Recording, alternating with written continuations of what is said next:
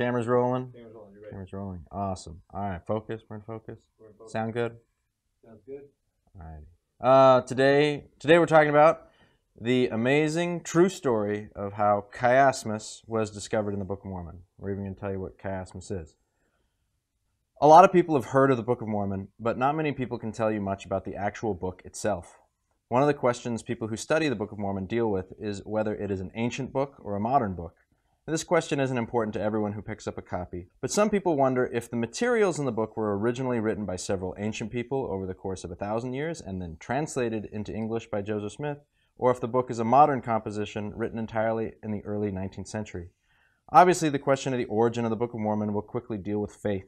This video isn't trying to prove the book to be true, or that Jesus is real or not real, or anything else that you just have to take on faith. However, there are many types of evidence that are helpful in scrutinizing the Book of Mormon.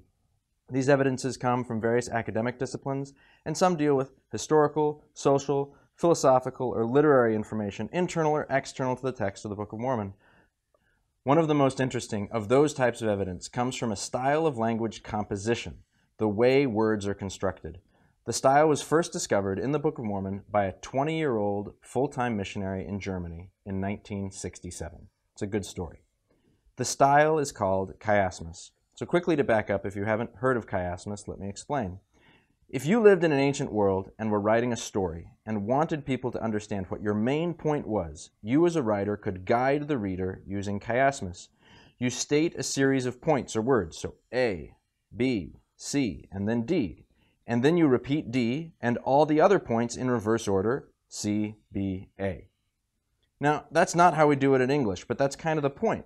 Quiasmos is a different and ancient style of writing, and it was used much more often in ancient biblical literature than in other styles of writing. Every 10th grade English teacher shows their students how to guide their readers with a 3-paragraph essay. If you want to share your ideas with someone, you write a topic sentence, and then a paragraph for each of your 3 points, and then a concluding paragraph. But this is what ancient documents look like. There are no paragraphs, there are no topic sentences, there is not even any punctuation, and there are certainly no Cliff's Notes. The chiastic style has the same ancient goal as a 3-paragraph essay style. An ancient writer would use an established writing format to guide their readers along and point them to the most important ideas and help them be able to remember them later.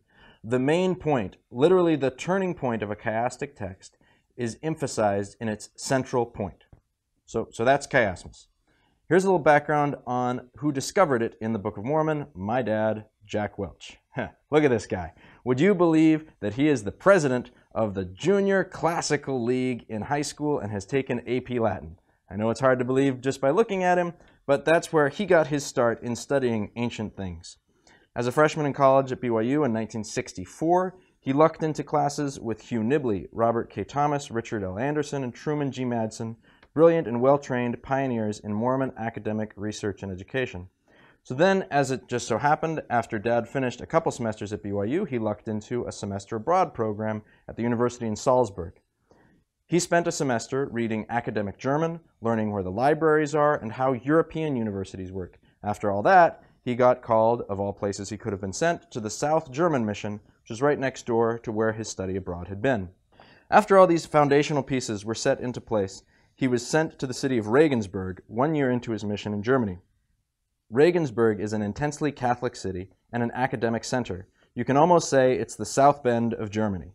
Next door to the small building where the handful of Mormons in town would meet, there was a bulletin board for one of the local universities. Now, at European universities, anyone could walk by and read a posting of what that week's lectures would be about. And one day, Dad just happened to notice that the Priester Seminar was going to be holding a series of lectures on the New Testament on Friday mornings, which was what the missionaries called Diversion Day at the time.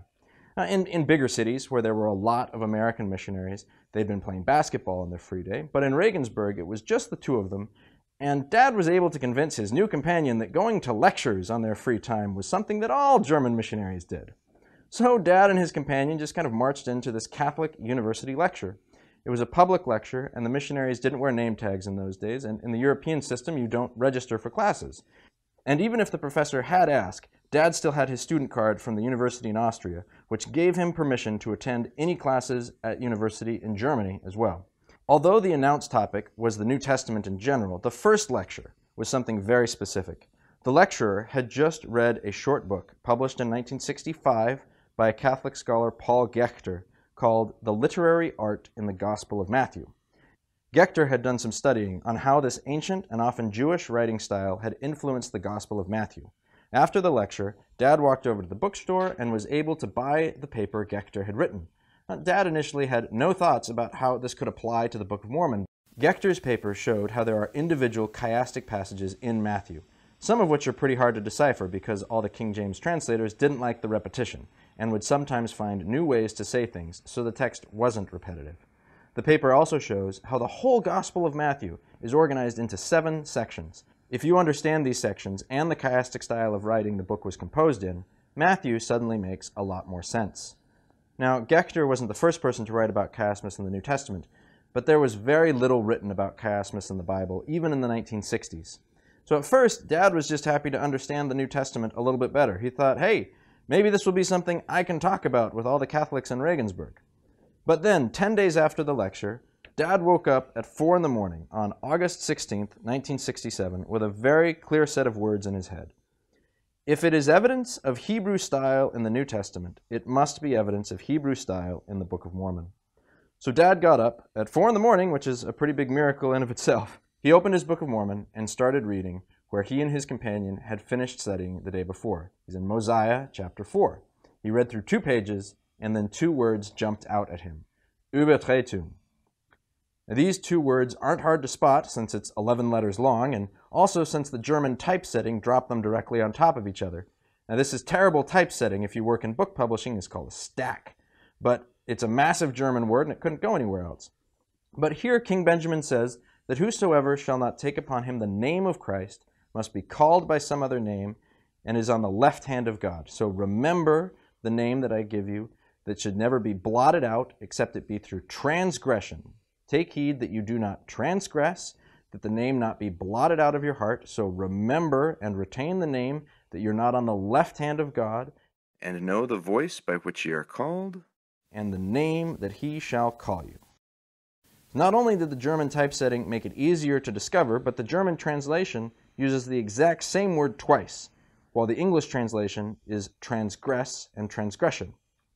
So there it was, an ancient linguistic writing style in the Book of Mormon. So 2 days later, Dad wrote home, I'm excited about a new discovery. Now at first, Dad didn't really know even if it was a new idea. Had Nibley or others already written about it? Did it date back to Isaiah or Jeremiah? Was it Egyptian? Was it Hebrew? He had no idea.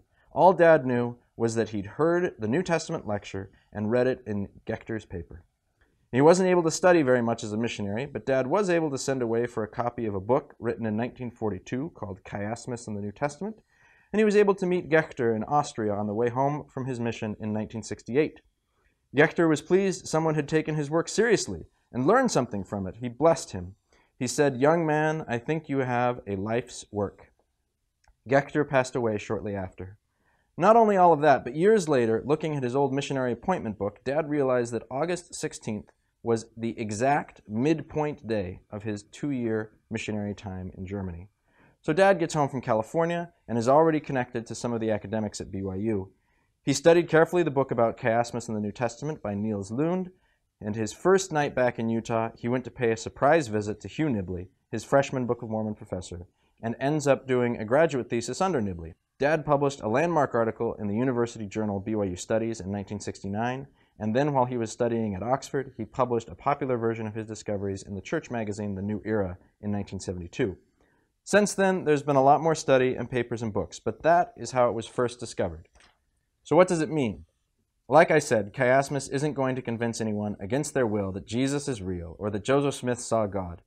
However, Quiasmos existing in the Book of Mormon is evidence that the book is an ancient one and not a 19th century one. Mark Twain famously said that the Book of Mormon was chloroform in print. He dismissed it, and I don't really mind his critique. Mark Twain loved the English language, and the fact that he finds the English composition of the Book of Mormon to be repetitive and boring makes a little more sense if the Book of Mormon wasn't originally written in English anyway. It's bad English because in that sense it's not English. The ancient and Hebraic writing style is some of the best evidence out there to suggest the Book of Mormon was indeed written in an ancient language and then translated into what we have today.